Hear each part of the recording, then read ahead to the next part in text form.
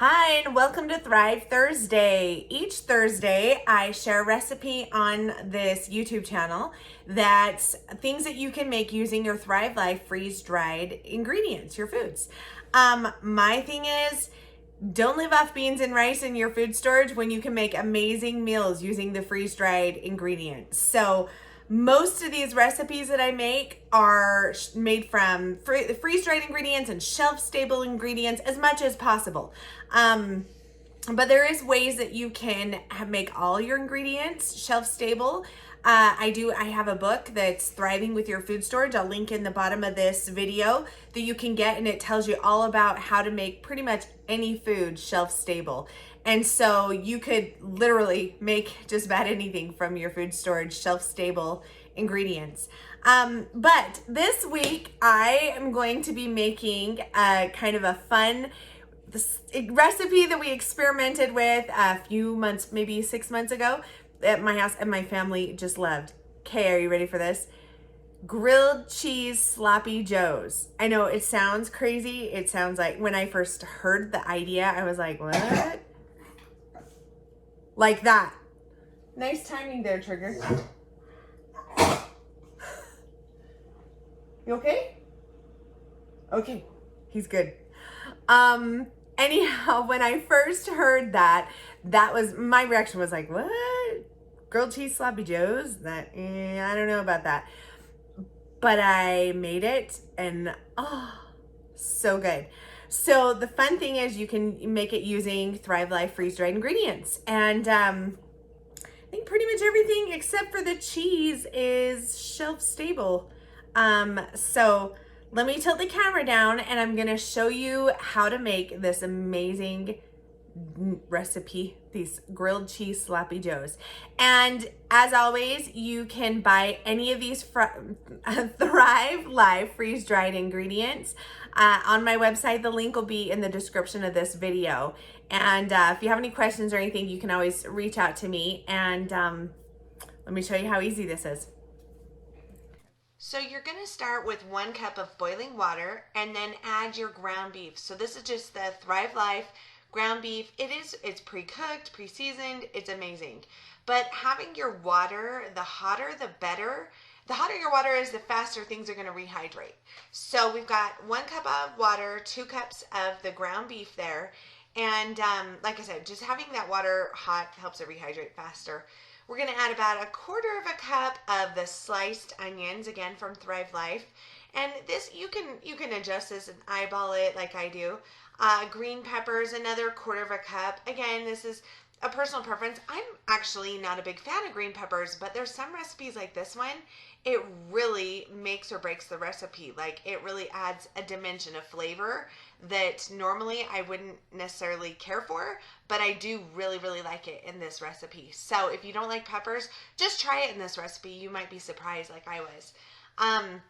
You're just going to mix it around in the water. We've got that water boiling hot, and you can tell it absorbs the water pretty quickly as everything starts to rehydrate. Now, the water ratios compared to what I've put in isn't the same, but that's okay, because we're also going to have a sauce that we're going to do this sloppy joe mix with. So our sauce is going to give it more liquid to help the freeze-dried foods rehydrate in. So we're going to go ahead and add about 2/3 of a cup of brown sugar. This is just light brown sugar. And this is going to help us with our sauce. Like I said, the sauce will help everything rehydrate. And so don't worry about the water ratio. But you can always add more water if you want it more saucy. And then you're going to add about 1.5 cups of ketchup, whatever your favorite ketchup. I'm kind of a Heinz ketchup snob. It has to be Heinz ketchup, but use your favorite kind, because this is your taste and what you prefer. And then a generous 2 tablespoons of mustard. So pretty generous 2 tablespoons of mustard. So we've got our 2/3 cup of brown sugar, 1.5 cups of ketchup, and 2 generous tablespoons of mustard. And then just mix this in a little bit. And then I'm going to also add in some Thrive Life freeze-dried garlic. The garlic is part of their seasonings. Oh, these are so amazing. Now I'm just going to do a tablespoon because remember, things that are freeze dried have pretty potent flavor, especially in the seasonings. It really doesn't take as much as you normally would use. And they're going to rehydrate, things will expand and stuff like that. But this is just amazing. This is really such a good sloppy Joe recipe. So we've got our garlic, our ground beef, our green peppers, our onions, ketchup, mustard, and brown sugar. And that's pretty much the base of this sloppy Joe.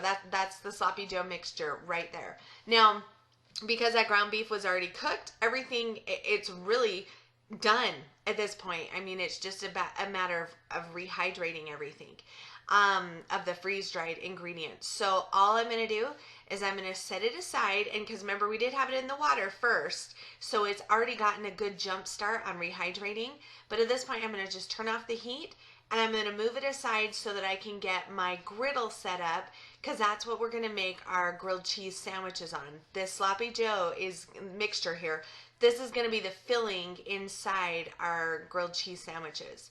So we're just going to let it sit aside. You can see it's hot enough. It's still kind of boiling a little bit, and that's okay. Let it just continue to simmer, and it'll just rehydrate everything up perfect. So now that we have our griddle, get your griddle heating up, and I'm using the individually wrapped American cheese. This is like the cheap American cheese. Okay, the cheap stuff, but honestly, that's what makes these sandwiches the best. So open 2 slices, put a slice of cheese on 2 slices of bread, have it ready, because it's going to be a fast thing. Put a little mixture on top of the cheese on one slice here, the sloppy Joe mixture, and then now you've got the other slice of cheese and bread, just fold it on right on top. Get some butter and spread a little bit of butter on the one side of the bread. This is going to go face down first. So you want the butter between the bread and the griddle, and then just make sure to butter the top. And there's your sandwich. So now it's just about grilling up the sandwiches. It's just like you would make a grilled cheese sandwich. So again, just do that whole same step. Open the slices of cheese, have one for each piece of bread, and then put your mixture on, combine the sandwich, put it on the griddle. I found as I did one sandwich, the first sandwich was ready to flip. And so it kind of kept a good momentum there. As I'd put one sandwich on, the sandwich before it was ready to flip over, and you were good to go that way. And it keeps up a really good momentum. This mixture is enough for probably about 8 sandwiches. So if you're feeding a family of 8, this works out just perfect. Or if there's 4 of you and everybody wants 2 sandwiches, which you might, these are really, really good sandwiches, then you've got enough there for 2 per person. And that's it. Look how amazing these sandwiches turned out. And there you have it. So look at these. Let me see if I can zoom in. Oh my goodness. Look at that amazing, cheesy, sloppy Joe-ness. These are so good. So as you can tell, it didn't even take that long to make. And this is definitely a winner. Look at that. The key is you got to have the cheap cheese, the cheap American cheese, and put it on both sides. They're called sloppy Joes for a reason. They're not clean Joes. What do you think, Brady? Brady's. You want to come on the video and show your expression? So I have a professional taste tester, a teenage boy. Oh, that's really a lot taller than me. How's that? Better? Now you can see. Do you like the sandwich? Yeah. Good? Make it. We've made this before. This was with Thrive ingredients. Yeah, you can tell the beef. The beef is good or what? Well, you can just tell it's a little more chewy. Maybe not rehydrated long enough. Same thing with the pepper. Oh, my pepper is cooked. That is good though, huh? All right. So be sure to like and subscribe. We'll see you next Thursday for our next Thrive Thursday recipe. And thanks for watching. Wait, come here, come stand behind me, see how tall. Can you look over my head? Yeah. Almost. No, I can see above you. I know, but your head almost shows above. I'm not that short. You're just really tall. Not really. You're 14 and you're 6 foot. That's pretty tall.